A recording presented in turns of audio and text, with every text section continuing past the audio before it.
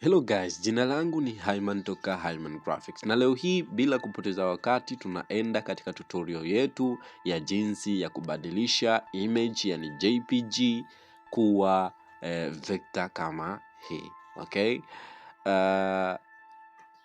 Bila kupoteza wakati tunaenda kuanza. Okay? Unaibonyeza image au layer yako, unaenda kwenye image trace huku juu. Okay, unaiacha Illustrator ifanye mambo yake. Okay, unaiacha Illustrator ifanye mambo yake. Baada ya dakika chache tu itakuwa hivi.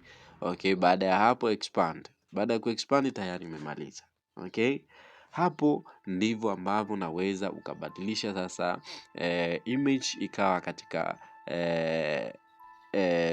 drone vectorize au drone vector, yani vector ambayo imechorwa. Faida hii ni nini? Unatengeneza comic book lakini ni kwa ajili ya still image, yani picha mgando. Basi unaweza ukatumia mazingira halisi, picha ya mazingira halisi ukayabadilisha yakawa katika mfumo wa vector na ukatumia.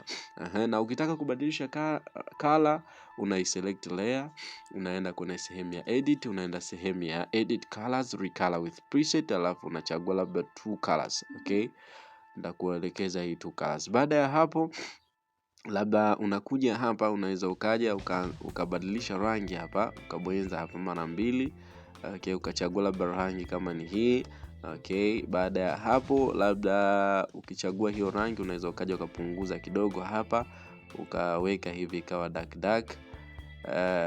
Alafu namna kama hivyo utacheza hapa na settings zako. Kama unataka kubadilisha rangi pia unakuja hapo kwenye hue unabadilisha.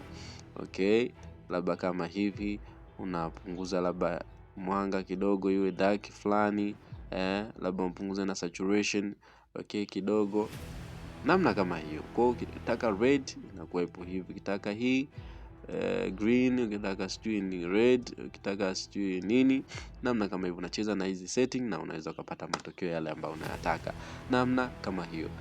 Hivyo ndivyo ambavyo unaweza kutengeneza au kubadilisha JPG kwenda kuwa vector au drone vector kwa ajili ya comic au kwa ajili ya mambo mengine. Kama ni mgeni, bonyeza alama ya subscribe na bonyeza kengele ili uwe wa kwanza pale ninapo-upload video, unakuwa wa kwanza kuiona. Lakini kama ni mwenyeji au mpenzi wa graphics, bonyeza like, share na comment, na nikutakie siku njema.